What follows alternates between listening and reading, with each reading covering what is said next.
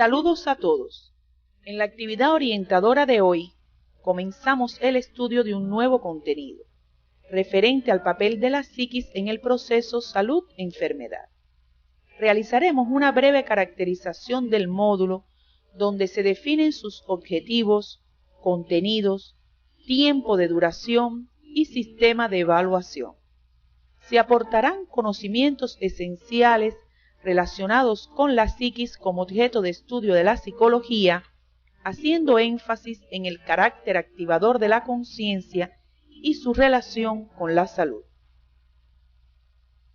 Con el estudio de estos contenidos, ustedes podrán caracterizar el módulo La psiquis en el proceso salud-enfermedad a través de sus objetivos, unidades temáticas y sistema de evaluación. En esta actividad se identificará la psiquis como objeto de estudio de la psicología y podrán interpretar el carácter activador e integrador de la conciencia en el ámbito de la atención primaria de salud.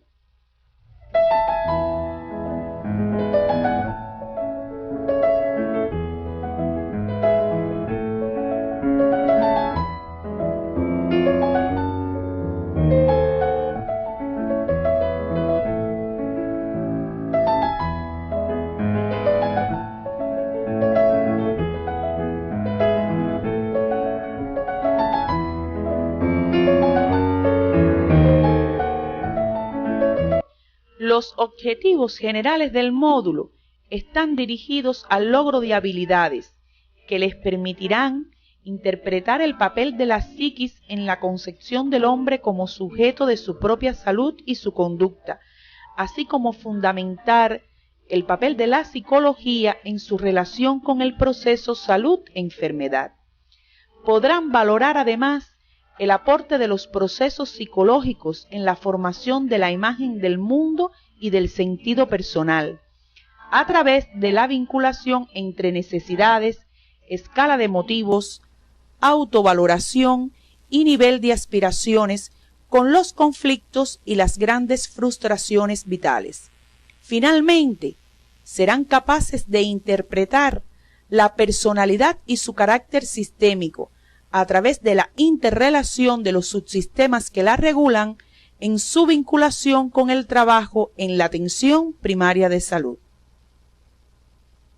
La psiquis y la personalidad como parte del todo representan la condición del hombre como ser biopsicosocial y la interacción entre los individuos y la producción social de la salud. La condición psicológica del hombre como sujeto de su propia salud y de su conducta se manifiestan a nivel de la persona, la familia y la comunidad, espacios donde acciona el profesional de la atención primaria de salud. Durante 5 semanas, ustedes estudiarán la relación de la psiquis en el proceso salud-enfermedad a través de 4 unidades temáticas. La primera de ellas, la psiquis como objeto de estudio de la psicología, es la que se orienta en la actividad de hoy. Los procesos psicológicos del hombre, sus necesidades y motivación, así como el conocimiento de la personalidad, serán las unidades temáticas que completarán el estudio de este módulo. Ahora pasaremos a realizar una breve descripción del contenido de cada una de ellas. En la unidad temática 2 se expondrán las características generales de los procesos psicológicos, cognitivos, afectivos y volitivos, los que determinan la formación de la imagen del mundo, la autoimagen y el sentido personal en el hombre. Dentro de los procesos cognitivos, estudiarán las sensaciones, la percepción, la memoria y el pensamiento, incluyendo el papel del lenguaje. Además, la atención como un mecanismo de control que permite orientar nuestros procesos psicológicos. En relación a los procesos afectivos, se enfatizará en las emociones y los sentimientos, finalizando esta unidad con los procesos volitivos, que son aquellos que requieren del esfuerzo voluntario para alcanzar el fin deseado. Durante el desarrollo de la unidad temática 3, se estudiarán los procesos dinámicos de la personalidad, tales como la necesidad y la motivación. Esta última surge de las necesidades e impulsa al hombre a realizar actividades para satisfacerlas. Se incluye además la frustración, estado que ocurre cuando surge la necesidad y no se puede alcanzar la meta propuesta. Otro contenido en esta unidad temática son los conflictos, los que se producen cuando la persona tiene simultáneamente dos situaciones o motivos de igual significación y debe decidir por uno de estos renunciando al otro. Finalmente, se expondrán los mecanismos de defensa de la personalidad ante las frustraciones, así como el papel de la autovaloración en su génesis. En la unidad temática 4, se finaliza el estudio de la psiquis en el proceso salud-enfermedad. Esta será dedicada a la personalidad, la que se forma y se desarrolla durante el proceso de socialización a través de la actividad y la comunicación. Serán expuestas algunas tipologías de la personalidad, así como rasgos clínicos importantes que usted debe tener en cuenta en su ejercicio profesional. Esto los ayudará a interpretar la relación entre personalidad y salud. Para profundizar en el estudio de estos contenidos, les proponemos revisar la literatura básica y complementaria que aparece en su CD. Este módulo contempla evaluaciones frecuentes en cada semana, que permiten comprobar los objetivos específicos de cada tema y una evaluación final donde se exploran los objetivos generales del módulo. Todo esto, unido a la trayectoria de la práctica docente, serán los aspectos a tener en cuenta para su calificación final. A continuación, comenzaremos a tratar los aspectos de la psique como objeto de estudio de la psicología. El término psicología data del siglo XVI, año 1550, y se deriva del latín psique, que significa alma, y del sufijo logos, que significa tratado o conocimiento acerca de algo. Se dice que la psicología tiene un largo pasado, pero una historia breve. Esto significa que la conducta del hombre y los procesos mentales han despertado el interés de los científicos desde hace mucho tiempo. En la época del florecimiento de la cultura greco-latina, filósofos como Demócrito, Platón y Aristóteles se preguntaban acerca del tema. En la Edad Media, la religión redujo los conocimientos psicológicos acumulados hasta ese momento al estudio del alma.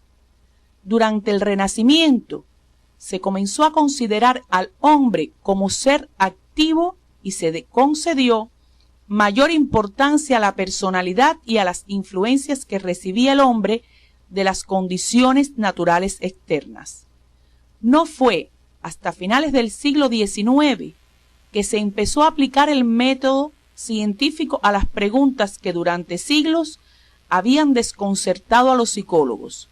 Solo entonces la psicología se constituyó como una disciplina científica formal separada de la filosofía, colocándose los cimientos de la nueva psicología, es decir, la ciencia psicológica. La psicología como ciencia surge en Alemania con la creación por Wilhelm Wundt del primer laboratorio o instituto de psicología experimental en la Universidad de Leipzig en 1879. Aunque ya antes, en 1875, William James en los Estados Unidos había impartido un curso de psicología. Ambos pensadores tenían concepciones diferentes acerca de la psicología. Para Wundt, partidario de la teoría estructuralista, lo más importante eran las estructuras de los fenómenos psíquicos, el cómo es en la conciencia, o sea, qué sensaciones se producían en determinados momentos. Mientras para James, seguidor del enfoque funcionalista, estudiaba las funciones, es decir, el para qué de los fenómenos psíquicos. Le siguieron otras teorías o escuelas que le han dado explicaciones a los mismos hechos psicológicos, las cuales ustedes pueden estudiar en la bibliografía propuesta para el tema en el CD del módulo. El más conocido y controvertido de todos los pioneros de la psicología fue Sigmund Freud, médico vienés quien desarrolló una teoría llamada psicoanálisis, la cual afirma que estamos motivados por instintos e impulsos inconscientes que no están disponibles para la parte racional y consciente de nuestra mente, y que estos, en lo fundamental, son de origen sexual.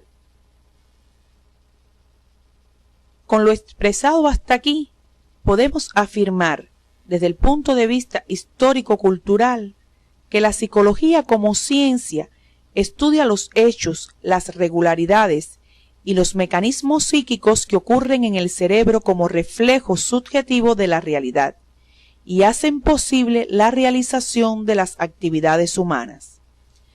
Su objeto de estudio son las leyes que regulan el surgimiento y desarrollo de la psiquis, inmersa en un determinado sistema de relaciones sociales.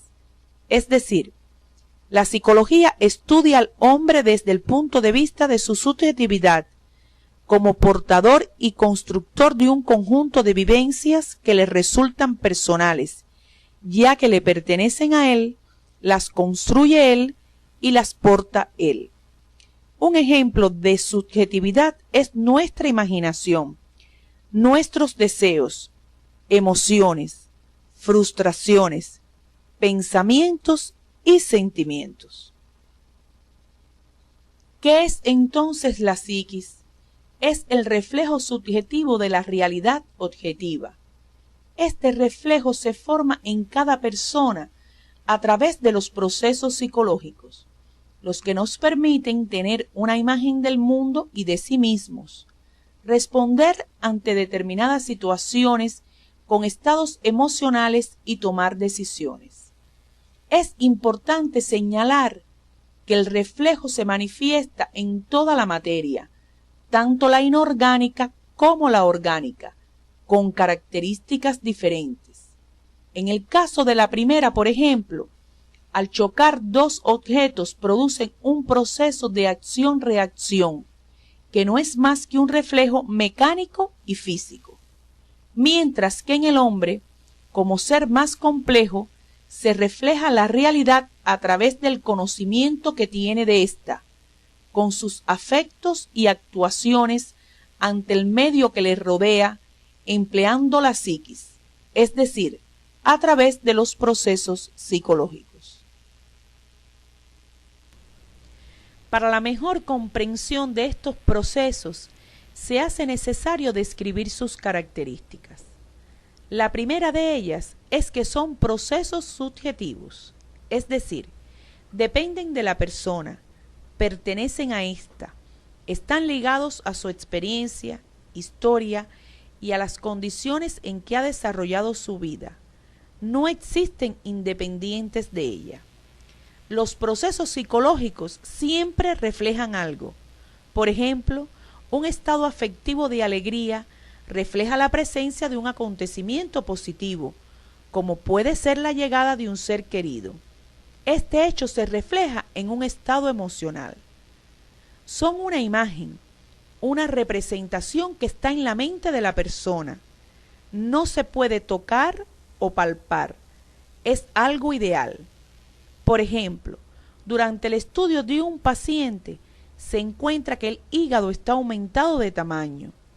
El proceso psicológico en este caso es ideal, ya que el hígado como órgano no está en la mente del médico, solo existe su representación, que no es material, sino una idea o imagen refleja del mismo.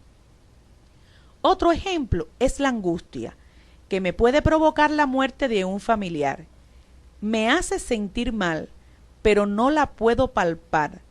Es ideal, sin embargo, adquiere una connotación objetiva cuando lo expreso en mi conducta y en mi relación con otras personas. Otra de las características que se le atribuyen a estos procesos es que son funcionales, es decir, se refiere a las funciones del cerebro, no tiene una naturaleza orgánica. Una última cualidad es que constituyen un proceso de transformaciones los que se manifiestan a lo largo del ciclo vital de la persona. Partiendo de la caracterización de los procesos psicológicos, se hace necesario comprender que estos contribuyen a la subjetividad del ser humano, la que está condicionada por tres factores.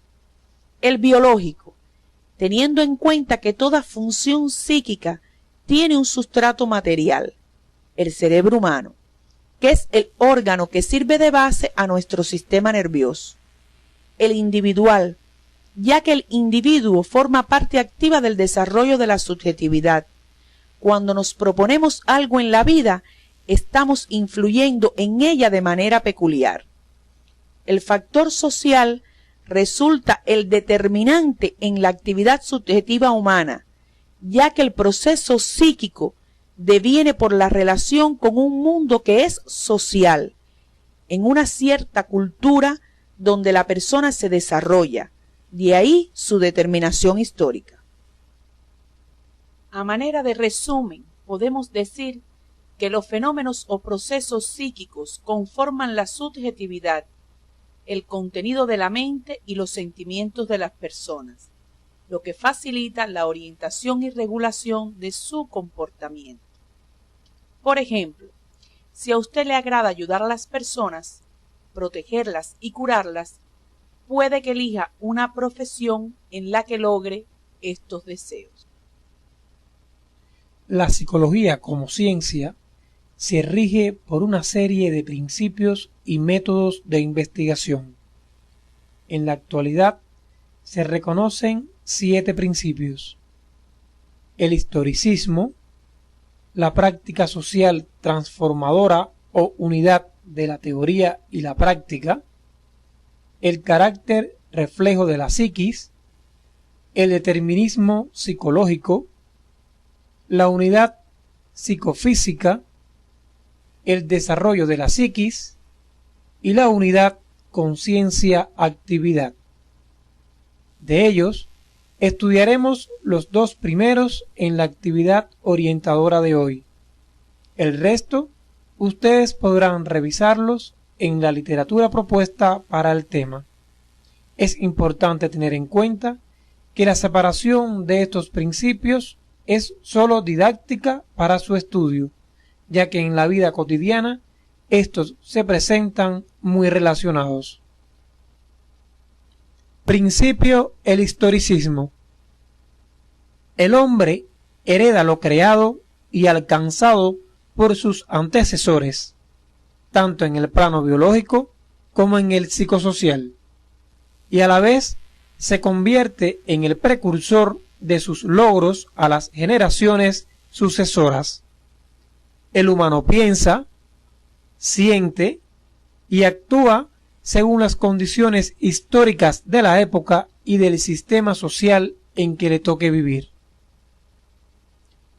El principio de la práctica social transformadora o unidad de la teoría y la práctica pone de manifiesto la esencia social del hombre como ser activo y transformador que piensa, le da solución a los problemas y a un mismo tiempo avanza. Se plantea hipótesis y desarrolla teorías que son emplazadas a ser comprobadas en la práctica.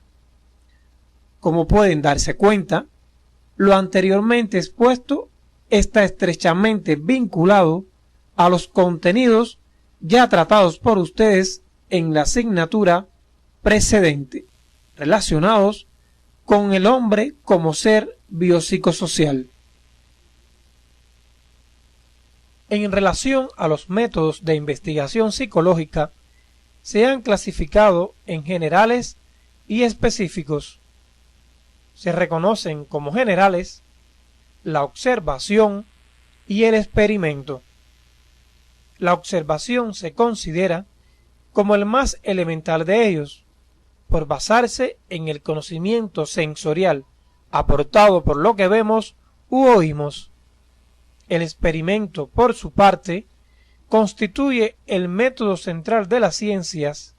El investigador provoca el fenómeno que va a estudiar, partiendo de una hipótesis que previamente se ha establecido y que requiere demostrar con la realización del experimento.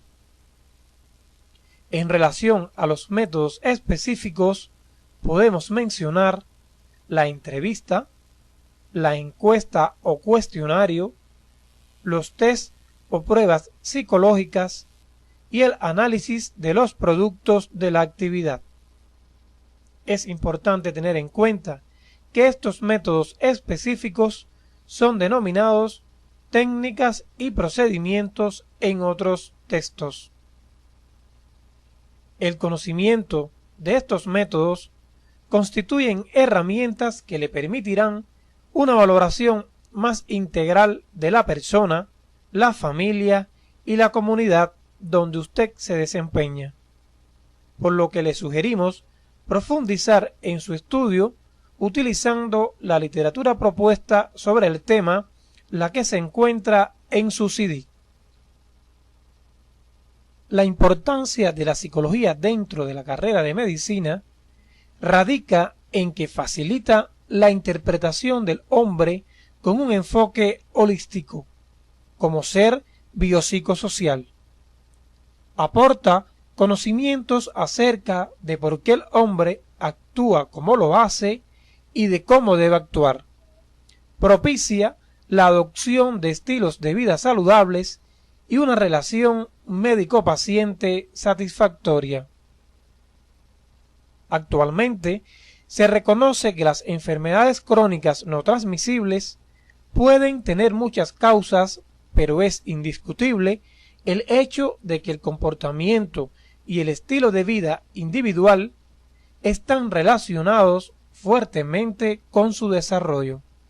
En mayor o menor medida, aparecen elementos psicológicos como estados emocionales, valoraciones acerca de la enfermedad, limitaciones, exigencias de los procedimientos diagnósticos y terapéuticos, pronóstico e impacto sobre la vida futura, donde cada paciente tendrá una respuesta a la enfermedad, es decir, su propia percepción.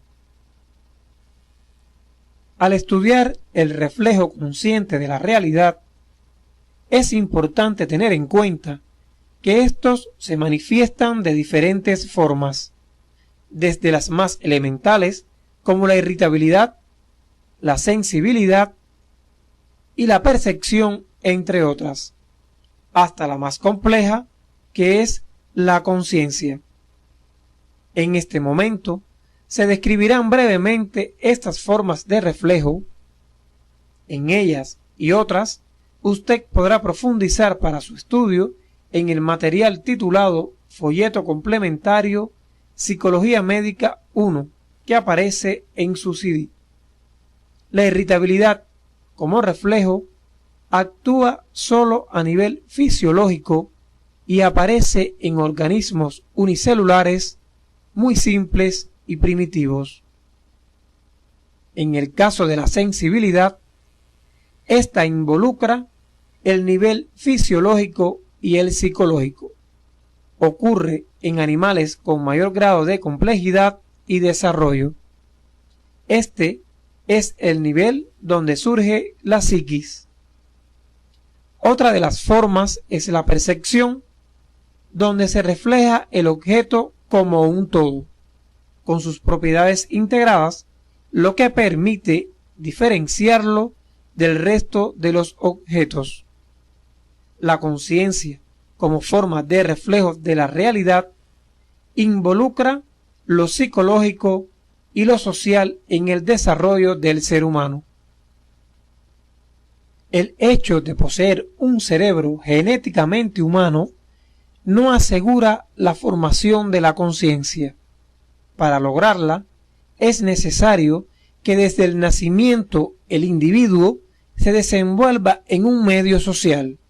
Por tanto, para su desarrollo se necesita de dos premisas fundamentales: las condiciones sociales de vida y la presencia del cerebro humano. Si tenemos en cuenta lo expuesto anteriormente, ustedes ahora podrían preguntarse ¿qué es la conciencia? La conciencia es la forma superior de reflejo de la realidad por la materia altamente organizada, el cerebro humano, que permite percatarnos de lo que ocurre en nosotros y en el entorno, organizar la conducta para que ésta se adecue a los acontecimientos, adaptarnos al medio y modificarlo según nuestras necesidades y las del colectivo social. Por tanto, podemos reafirmar que la conciencia es una función integradora de lo cognitivo, afectivo, volitivo, que permite una actividad armónica. Nacemos con el legado genético, pero sin conciencia. Esta se desarrolla paulatinamente a través de su interacción con el medio social. Aproximadamente a los 2 años de vida surgen las primeras manifestaciones de la autoconciencia. El niño logra tener conocimiento del mundo circundante y reconoce el medio familiar y social que lo rodea. Identifica su propio cuerpo y tiene noción del yo. Es decir, el niño se reconoce como un ser independiente. Su desarrollo continúa durante todo el ciclo vital. En el hombre existen 2 niveles de funcionamiento: el consciente y el inconsciente. Lo consciente es lo voluntario, lo controlado y dirigido. Nos permite darnos cuenta y dar cuenta a los demás acerca de nuestro comportamiento, mientras que lo inconsciente sería lo involuntario, lo no controlado y automático. No nos permite darnos cuenta de nuestros actos y conductas, por lo menos fácilmente. Un acto inconsciente puede ser un impulso o un hábito muy arraigado y por tanto realizado automáticamente. Lo consciente pasa a ser inconsciente una vez que se automatiza y lo inconsciente se hace consciente cuando aparece alguna señal de emergencia, algún problema a resolver, algún obstáculo que impida la realización de una tarea. Por ejemplo, un acto inconsciente es cuando luego de haber cambiado de residencia, tomamos el camino que nos conduce a la casa donde siempre habíamos vivido, o cuando una persona escribe en el teclado de la computadora sin necesidad de visualizar las letras del mismo. Con lo visto hasta el momento, es fácil entender que la conciencia tiene un carácter activador y regulador. Permite a la persona percatarse de lo que ocurre en sí mismo y en su medio social. Regula el comportamiento del hombre de manera que éste pueda adaptarse a las condiciones y modificarlas según sus necesidades. Pasaremos ahora a comentar las 4 fases por las que atraviesa la actividad consciente. La primera de ellas es la fase informativa, que demuestra la capacidad en que se encuentran las formaciones anatomofisiológicas de la persona para incorporar la información que recibe a través de los procesos cognoscitivos. La segunda es la integradora, encargada de la valoración que se hace de la información recibida, además de establecer los planeamientos y, por tanto, se vincula a la integración de los procesos afectivos y los cognoscitivos. Luego de integrada la información, la persona organiza su conducta y actúa, encontrándose entonces en la fase ejecutora, relacionada a ella con los procesos volitivos o conativos. La última etapa es la reguladora, la que permite, una vez efectuada la retroalimentación de lo sucedido, modificar o mantener lo que se había planificado originalmente. A manera de resumen, les expondremos un ejemplo donde se encuentran presentes las 4 fases. El profesor indica la tarea docente en el marco de la video orientadora. El estudiante la escucha y la visualiza. Fase informativa. Hace su valoración y planea cómo, cuándo, dónde y con quién la realizará. Fase integradora. En el momento que decide voluntariamente, la realiza.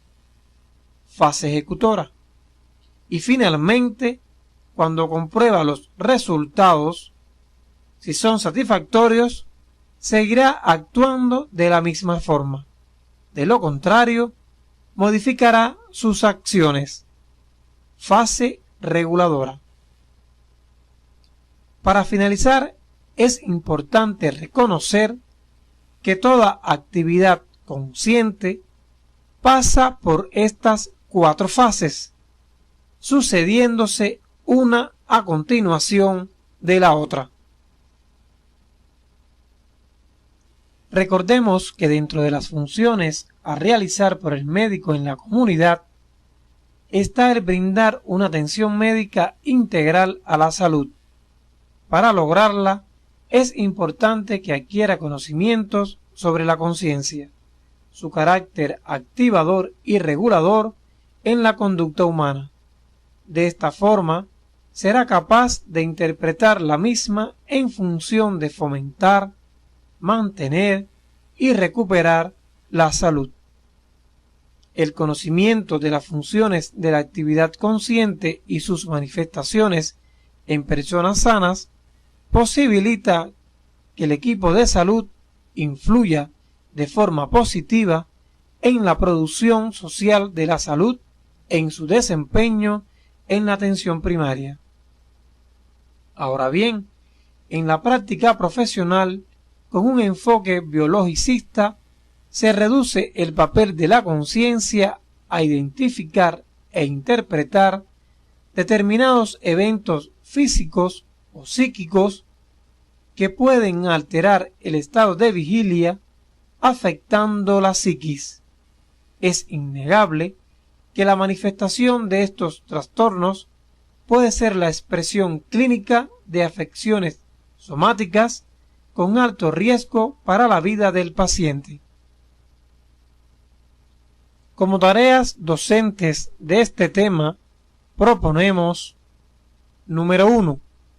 Lea detenidamente la siguiente situación y responda las preguntas que aparecen a continuación de la misma.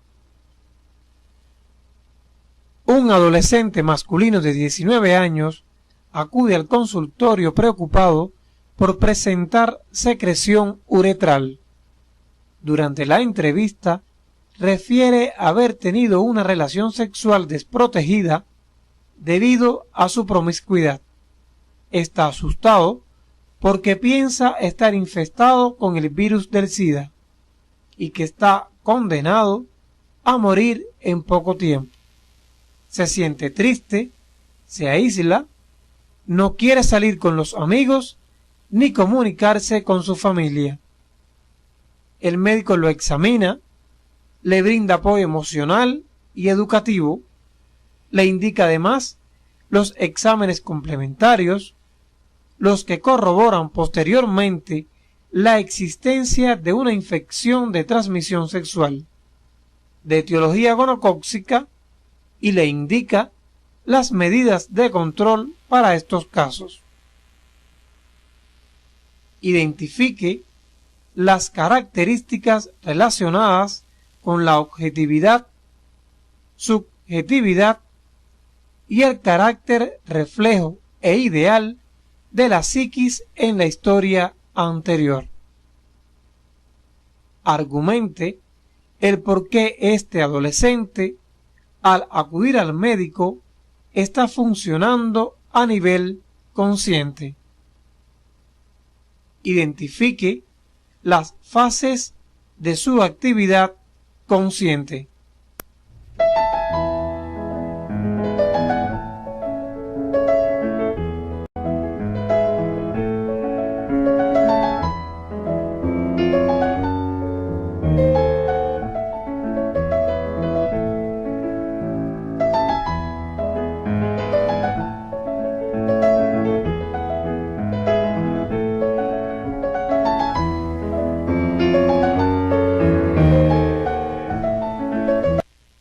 Tarea número 2.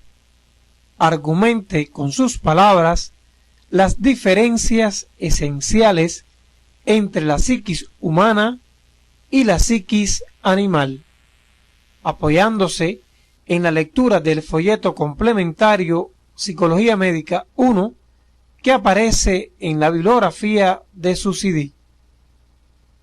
Tarea número 3. Argumente por qué el estudio de la psiquis es fundamental en el análisis del proceso salud-enfermedad.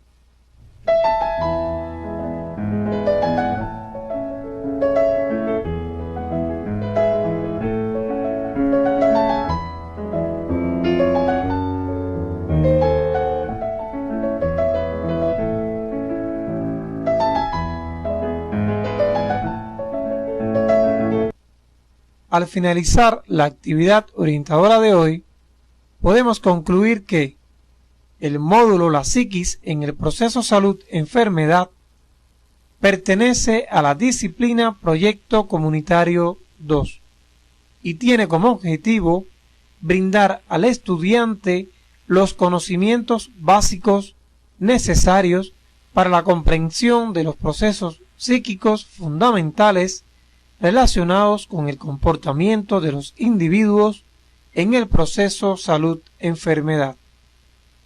La psicología es la ciencia que estudia las leyes que regulan el surgimiento y desarrollo de la psiquis.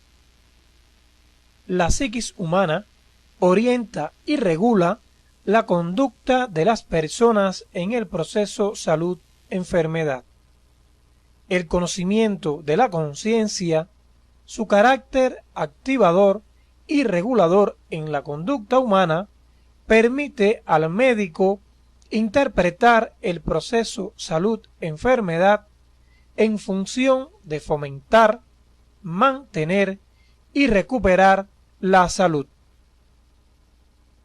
En la actividad orientadora de hoy, caracterizamos el módulo La psiquis en el proceso salud-enfermedad. Reconocimos la psiquis como el objeto de estudio de la psicología, sus características fundamentales, principios y métodos de esta ciencia, así como su importancia para el ejercicio de la medicina.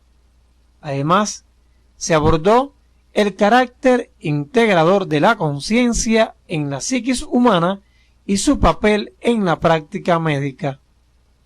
En la próxima actividad orientadora se comenzará el estudio de los procesos psicológicos y en lo particular los procesos cognitivos, como son las sensaciones, percepciones, memoria y pensamiento, los que permiten conocer el medio que nos rodea y orientarnos en el mismo.